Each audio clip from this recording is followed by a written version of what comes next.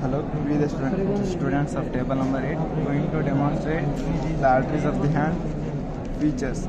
The arteries of the hand are terminal branches of ulnar and radial arteries. These form the anastomotic channels called superficial and deep palmar arches.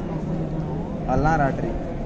It enters the palm by passing superficial to flexor retinaculum, deep to the volar carpal ligament.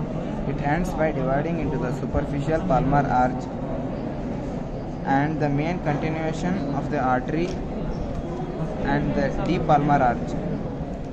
These branches take part in the formation of superficial palmar arch and the deep palmar arch respectively. Superficial palmar arch.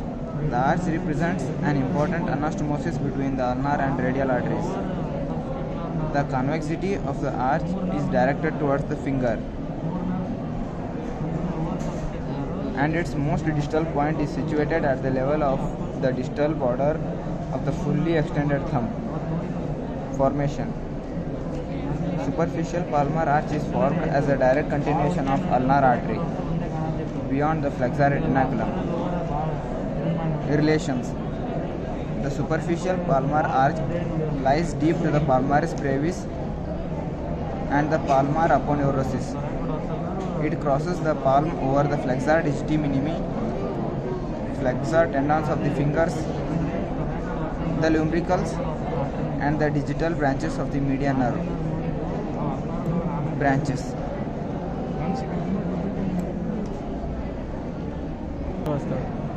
Superficial palmar arch gives of 3 common digital and the 1 proper digital branches, which supply medial 3.5 fingers.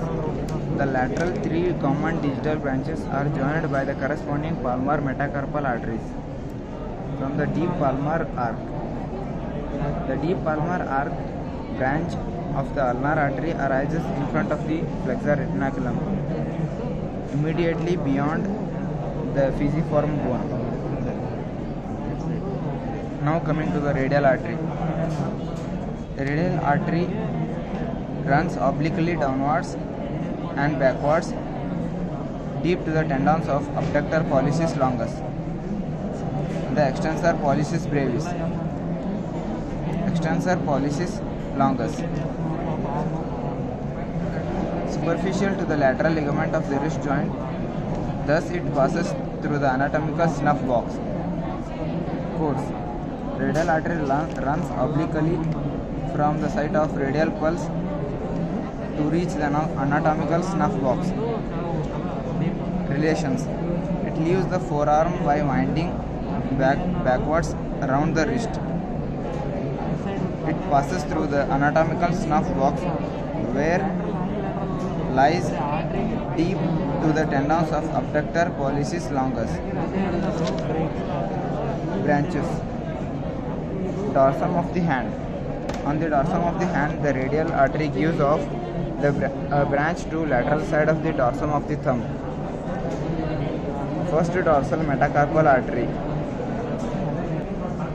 The princeps pollicis artery, which divides at the base of the proximal phalanx into 2 branches for the palmar surface of the thumb. The radialis indicis artery descends between the first dorsal interosseous muscle and the transverse head of the adductor pollicis to supply the lateral side of the index finger.